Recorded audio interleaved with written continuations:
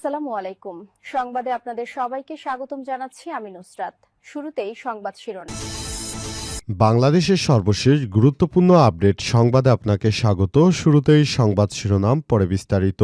প্রথমেই জানাবো আমাদের হাতে থাকা সর্বশেষ গুরুত্বপূর্ণ সবথেকে তাজা আপডেট সংবাদ। ময়মনসিংহ ২ আসনে নির্বাচনী প্রচারণার সময় স্বতন্ত্র প্রার্থীর কর্মীদের উপর হামলার অভিযোগ, আহত ২।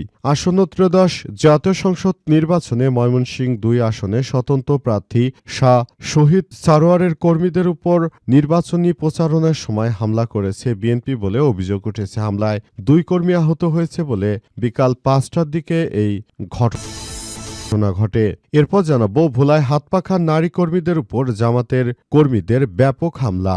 ভোলা ৪ আসনে ইসলামী আন্দোলনের মনোনীত প্রার্থী নারী কর্মীদের উপর একই আসনে জামাত ইসলামের কর্মীদের হামলার ঘটনা ঘটেছে। এই ঘটনার পর পরিস্থিতি এখন থমথমে অবস্থা বিরাজ করছে এবং এই ঘটনার পর জামাত ইসলামের নেতাকর্মীদের বিরুদ্ধে নির্বাচন কমিশনের কাছে লিখিত অভিযোগ দিয়েছে ইসলামী আন্দোলন বাংলাদেশের নেতাকর্মীরা। এদিকে নির্বাচনী কর্মকর্তাদের প্রশংসা করে যা বলেন স্বরাষ্ট্র উপদেষ্টা।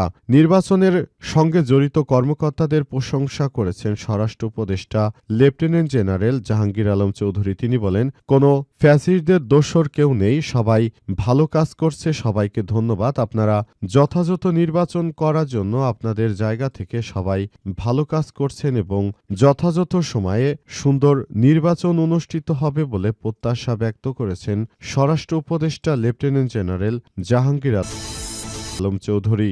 এবারে জানাবো ক্রিকেট দল না গেলেও শুটিং দলকে ভারত সফরের অনুমতি দিল সরকার। টি-20 বিশ্বকাপের ক্রিকেট দলকে ভারতে যাওয়ার অনুমতি দেয়নি সরকার। তবে ক্রিকেট দলকে অনুমতি না দিলেও যারা শুটিং করার অনুমতি চেয়েছিল তাদেরকে অনুমতি দিয়েছে অন্তর্বর্তীকালীন সরকারের প্রধান উপদেষ্টা প্রফেসর ড মোহাম্মদ ইউনূসের সরকার। এ নিয়ে আবার নতুন করে আলোচনার সৃষ্টি হয়েছে। এবং সর্বশেষ জানাবো ইরানের উপর আরও ব্যাপক হামলা চালানো হবে ঘোষণা যুক্তরাষ্ট্রের প্রেসিডেন্ট ডোনাল্ড ট্রাম্পের।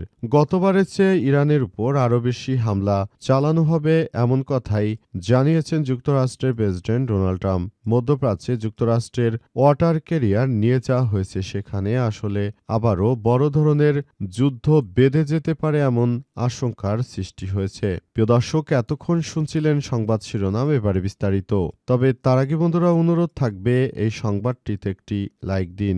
এই চ্যানেলে আপনি নতুন হয়ে থাকলে আমাদের সংবাদটি দেখতে দেখতে চ্যানেলটি সাবস্ক্রাইব করে রাখুন। কমেন্ট করে বন্ধুরা আপনার মূল্যবান মতামত জানিয়ে দিন আপনি বিশ্বের কোন দেশ থেকে বা বাংলাদেশের কোন স্থান থেকে আমাদের সংবাদটি দেখছেন এবং শুনছেন। আর বন্ধুরা সংবাদটি আপনার সোশ্যাল মিডিয়া ফেসবুকে শেয়ার করে বন্ধুদেরও দেখার সুযোগ করে দিন। আগামী জাতীয় সংসদ নির্বাচনে আপনি কোন দলকে সমর্থন করেন কমেন্ট করে জানিয়ে দিন কোন দল এবার ক্ষমতায় আসতে চলেছে। এবারে বিস্তারিত। ময়মনসিংহ ২ আসনে নির্বাচনী প্রচারণার সময় স্বতন্ত্র প্রার্থীর কর্মীদের উপর হামলার অভিযোগ, আহত ২।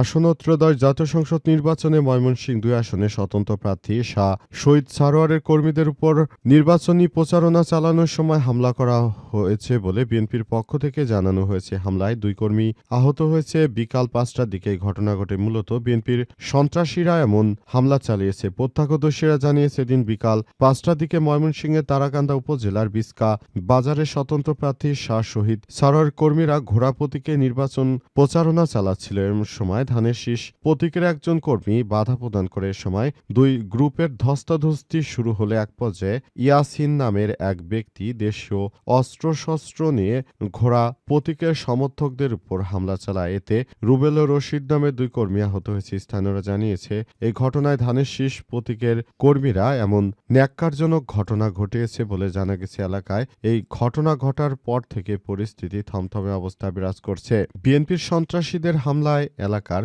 সব মানুষ এখন অতিষ্ঠ হয়ে পড়েছে বলে জানিয়েছে তারা মনে করছে বিএনপির এই নেতাকর্মীরা মূলত আগামীর নতুন বাংলাদেশ গড়ে তোলার ক্ষেত্রে বিএনপির সবথেকে বড় বাধা বা ফ্যাক্টর হিসেবে কাজ করছে। তারা আগামী জাতীয় সংসদ নির্বাচনকে নস্যাৎ করার জন্য ষড়যন্ত্রের মোহে উঠে পড়ে লেগেছে। এদের বিরুদ্ধে সবাইকে সবাইকে এখন থেকেই সতর্কবার্তা দিয়েছে সরকার এবং বলেছে যে বিএনপির নেতাকর্মীরা যে ধরনের অপকর্ম শুরু করেছে এদের হাতে বাংলাদেশ কখনোই নিরাপদ হতে পারে না বলে সরকারের পক্ষ থেকে জানানো হয়েছে। আগামী জাতীয় সংসদ নির্বাচনে সরকার এই ধরনের ব্যক্তিদের ব্যাপারটি নিয়ে খুবই সতর্ক অবস্থানে রয়েছে এবং যারা নির্বাচনী প্রচারণায় গিয়ে বিরোধী দলের নেতাকর্মীদের উপর এমন জঘন্যতম হামলার ঘটনা ঘটায় তারা আর যাই হোক ভালো কোনো মানুষ হতে পারে না বলে বলা হচ্ছে।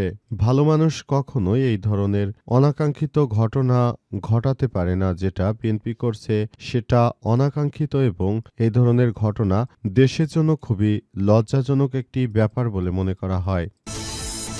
ভোলায় হাতপাখার নারী কর্মীদের উপর জামাতের কর্মীদের হামলার অভিযোগ। ভোলা ৪ আসনে ইসলামী আন্দোলনের মনোনীত নারী কর্মীদের উপর একই আসনে জামাতের কর্মীদের হামলার অভিযোগ উঠেছে। এতে ইসলামী আন্দোলনের প্রার্থী কামাল উদ্দিনের ৩ কর্মী আহত হয়েছে। স্থানীয়রা আহত ৩ জনকে উদ্ধার করে চরপেশন হসপিটালে পাঠিয়েছে। আজ চরপেশন পৌরসভা ৬ নং ওয়ার্ডে ইসলামী আন্দোলন মনোনীত প্রার্থীর পক্ষে নির্বাচনী প্রচারণা চলাকালে এই হামলা ও মারধরের ঘটনা ঘটে।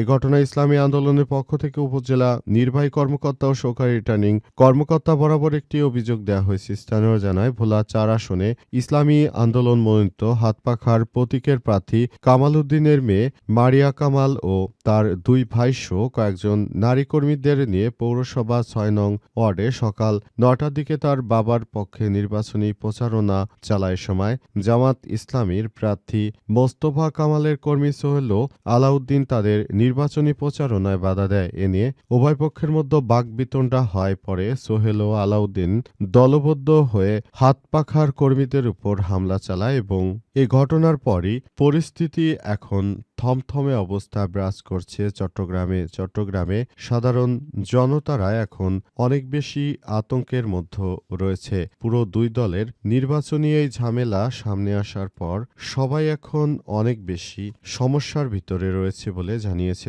তারা মনে করে এই ধরনের সংঘর্ষ অনাকাঙ্ক্ষিত ঘটনা আসলে সবার মনেই দাগ কেটে যায়। তাই সবাইকে বলবো আপনারা এই ধরনের অনাকাঙ্ক্ষিত ঘটনা না ঘটিয়ে বরঞ্চ বিষয়গুলোকে কিভাবে মীমাংসা করা যায় সেই ব্যাপারটি আপনাদেরকে আরো গুরুত্ব সহকারে দেখা উচিত বলে বলছেন তারা। এ ঘটনার পর থেকেই পুরোপুরি পরিস্থিতি আসলে নতুন করে আবার কোন দিকে মোড় নেয় সেটি দেখার বিষয়।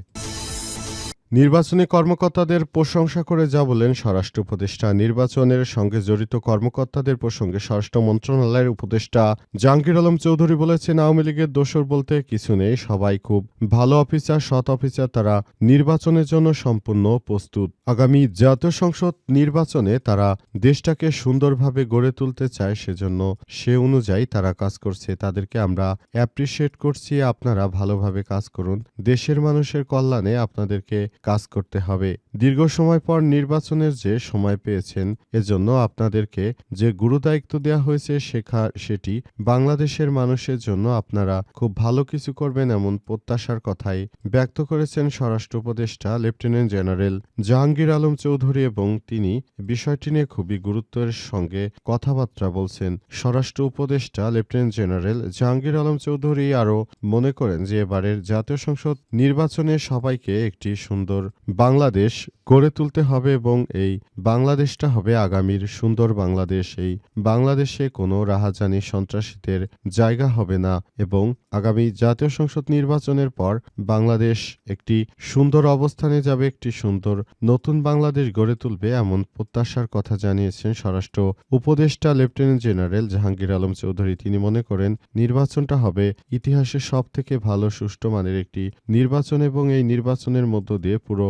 বাংলাদেশটা আগামীর ভবিষ্যতের দিকে এগিয়ে যাবে বলে মনে করেন স্বরাষ্ট্র উপদেষ্টা লেফটেন্যান্ট জেনারেল জাহাঙ্গীর আলম চৌধুরী এবং সে অনুযায়ী সবাইকে নিয়ে তিনি কাজ করার জন্য চেষ্টা করছেন এবং নতুন বাংলাদেশ গড়ে তোলার ব্যাপারটি নিয়ে তিনি কাজ করছেন। আগামীর বাংলাদেশ হবে সবার জন্য সুন্দর ও সুষ্ঠু একটি বাংলাদেশ বলে জানান তিনি।